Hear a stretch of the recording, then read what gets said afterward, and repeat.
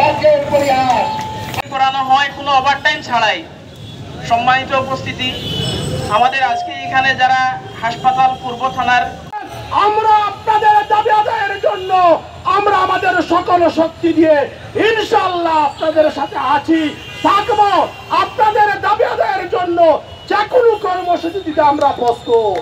তাই সর্বস্তরের